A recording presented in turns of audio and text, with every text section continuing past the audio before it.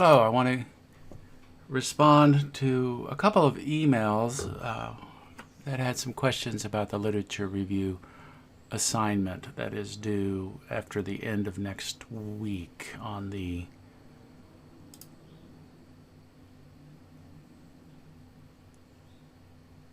eighth, I believe. Yes, the 8th of October. So you got about 7 days.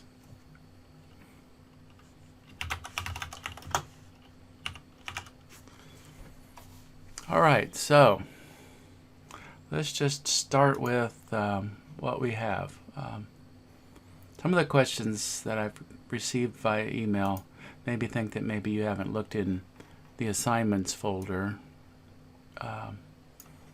to get more information about it. So I've added a link here in Blackboard that says assignments folder. It'll go to all of the assignments, and all the assignments folders should have information about what it is that you're expected to be doing. Here in the Best Practices Literature Review assignment folder, we see some basic instructions. The length between 3 and 6 pages. That might be a little old, but gives you a place to upload your assignment, gives you a general guidelines for literature review, and then some resources. And then finally the rubric for grading this. You can download these ahead of time and look at them if you haven't done so already. I've downloaded them, and I'm going to go over them so very briefly.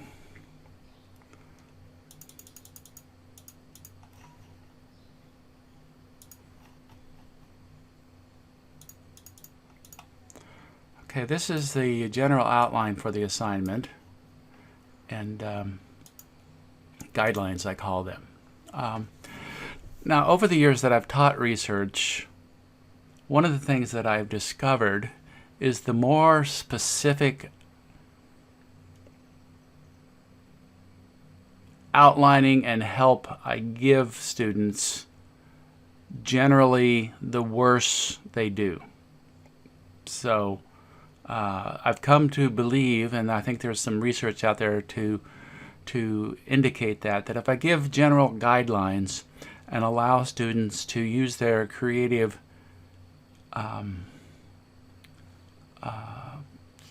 powers, then that they will actually do a better job. So in this brief literature review assignment, there will be 4 basic sections at least. Generally, there will be a introduction section, some sort of a method section, a findings section, and a conclusion or discussion / conclusion section. So the introduction section will be very brief. You know, the reader, myself, will just want enough context to have orientation towards what you're talking about in your literature review. You will have gotten some of that context already because you've written your practice context paper, and I haven't graded them yet. Most of them should be already in by the end of this week, and I'll get them back hopefully very early next week. But this introduction, will be a paragraph, no more, maybe 2 paragraphs for those of you who are excessively chatty. That describes your practice location and what they do there, and introduces this rest of this paper as a literature review. Okay, there'll be a methods section. The literature review is a research paper, so all research papers have to have a methods section in it to tell your reader, this is what I did. And if you were doing a a statistics course, you would recognize the methods section because you have to tell your audience which statistics test that you used, etc. Well, no different for researching literature than it is for researching on human beings or whales or anything else on the planet. You're going to want to tell the reader, that's myself, where you found the data and how you organized it, or how you organized your search. And here you want to be very specific. What did you do to find your literature? What search engines did you use? What keywords did you use? What search phrases did you use? You know, we've gotten ourselves in the research world a real easy set of tools. You go to the UMKC library and you can just type in a search phrase. What is the best practices in child foster care with LGBT children? And then you'll get probably more literature than you bargained for, and then you have to kind of do something to go through it and decide which ones you're going to keep. As you're going through that process, you'll want to keep track of what you're doing. You may say, I'm going to eliminate all articles in the last 5 years. If I've gotten too many hits, you know, eliminate some of those older ones. We know that the literature builds upon itself, so the newer literature should have built upon that older literature. You'll want to say that you've eliminated non-peer review articles.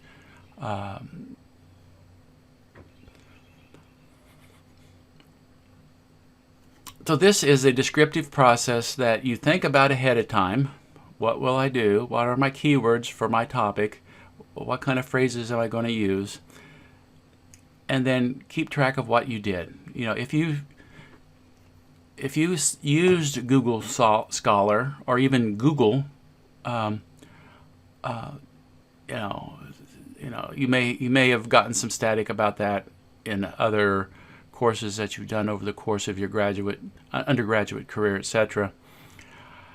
But frankly, you know, Google Scholar is pretty good these days. You know, Google I would avoid because you're going to get way too much. Google Scholar I would actually avoid because you've got your search engine library here at UMKC. Now, when you get out into practice, you know, Google Scholar or whatever replaces Google Scholar in the next 10 years might be better than, might be the best thing you have. So, you know, there's nothing wrong with you using Google Scholar.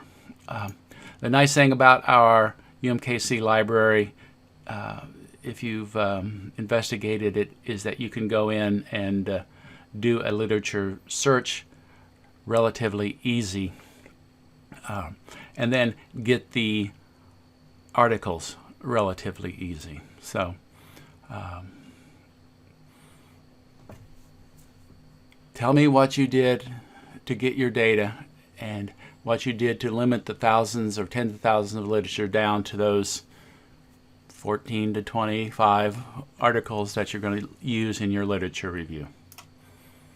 I say 20 or so. I'll be happy with 14 to 20. I'll be happy with 14. Now the findings section. This is really the meat and potatoes of your literature review report. Here, you're going to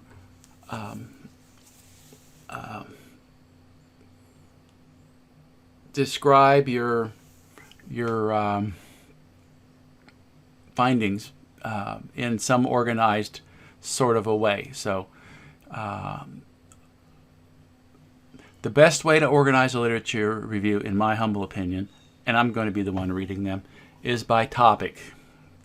So topic and subtopic within your literature review area. Some people will recommend that you organize by chronology, so that we see this progression of the literature, but I don't necessarily think that's the best way to do it.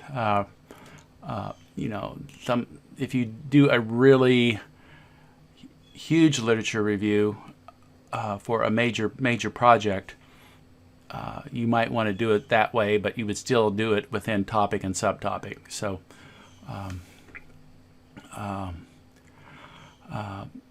the key point here is don't organize by author.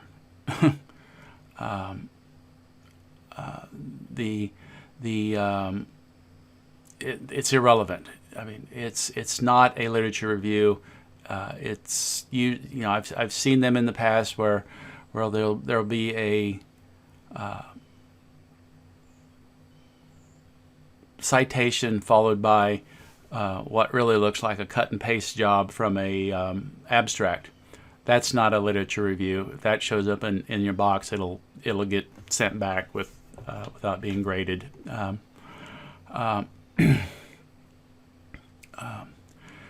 So intersperse the literature as you organize it. You know, go read a really well done research report and read the literature review sections. Read several of them as you're going through your own search for these pieces of literature.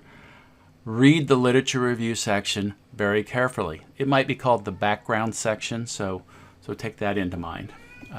And finally, there'll be a conclusion section, which is really nothing more than your statement of what you believed the current state of the literature is for the area of practice that you're investigating.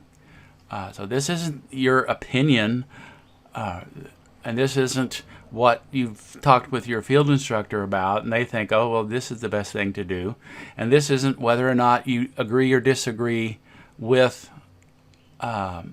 your field instructor or even the literature. This is a statement what the literature says. So this is not a place for your opinion. By the time you get done doing your entire best practices review, then you'll have some place to start bringing in what you believe based on your own expertise, which by the end of this course, you should have a level of confidence that you know what you're talking about in the particular area that you're studying.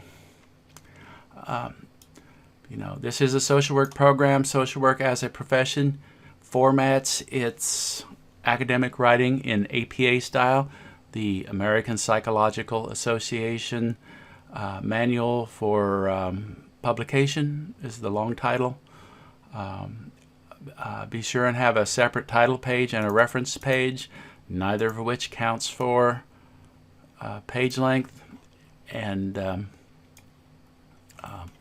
quickly, the rubric. It's available online. You can read it. It'll tell you basically what I'm going to be looking on and grading on. So take comfort in the fact that I'm not being overly prescriptive, because that allows you to bring you to this assignment and not try to fit into an overly tight box. So here I say 5 to 10 pages, on Blackboard 3 to 6. There's a wide range of lengths. I doubt that anyone's going to get a literature review really under 5 pages. So if you do, then you need to really think about how well you know your literature. So that's enough for now. I'm going to post a little brief article about using our library's search catalog, since it's changed since I've done previous videos on it.